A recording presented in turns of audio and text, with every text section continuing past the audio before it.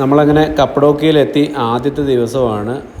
നമ്മൾ താമസിക്കുന്ന ഹോട്ടലിൽ പറഞ്ഞുകൊണ്ട് ഒരു ടൂർ പാക്കേജ് എടുത്തു.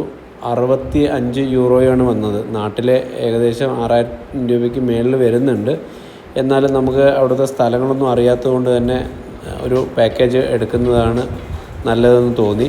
അപ്പം ആദ്യമായി അവരൊരു റെഡ് ലൈൻ ടൂർ എന്ന് പറയുന്ന ഒരു പാക്കേജാണ് എടുത്തത്. റെഡ് ടൂർ എന്ന് പറയുന്നത്.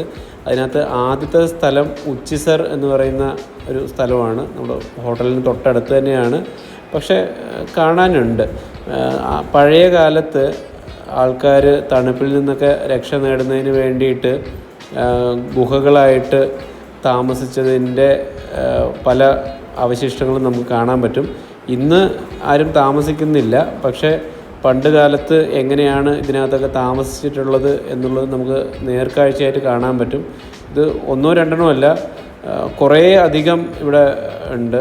അങ്ങനെ ഒരു ചെറിയ ചെറിയ വീടുകൾ പോലെയും അതുപോലെ തന്നെ 5ഉം 6ഉം നിലയൊക്കെ ഉള്ള വീടുകൾ പോലെയൊക്കെ സെറ്റ് ചെയ്തിട്ടുണ്ട്. നമ്മളതെല്ലാം നടന്ന് കാണുകയാണ് ആദ്യത്തെ പരിപാടി.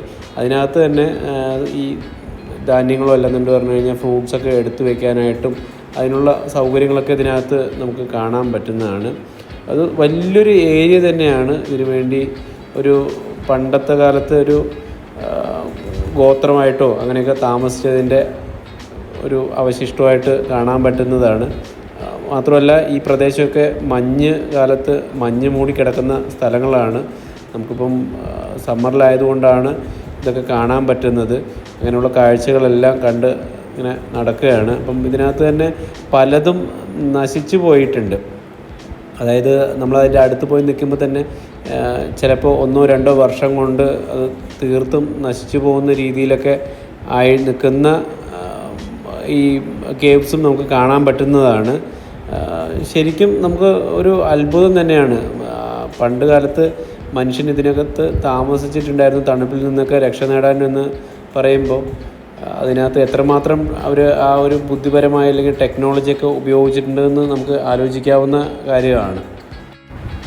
നമ്മൾ സെലക്ട് ചെയ്തിട്ടുള്ള ടൂർ പാക്കേജിനകത്ത് ഇതുപോലുള്ള കേവ്സും അതുപോലെ തന്നെ ഇവിടുത്തെ ജനങ്ങളുടെ വരുമാന മാർഗങ്ങളെക്കുറിച്ചുള്ള കാര്യങ്ങളൊക്കെയാണ് ഇൻക്ലൂഡ് ചെയ്തിരിക്കുന്നത്. അതുപോലെ തന്നെ തുർക്കിയുടേതായിട്ടുള്ള ലഞ്ചും ഇതിനകത്ത് ഇൻക്ലൂഡ് ചെയ്യുന്നുണ്ട്.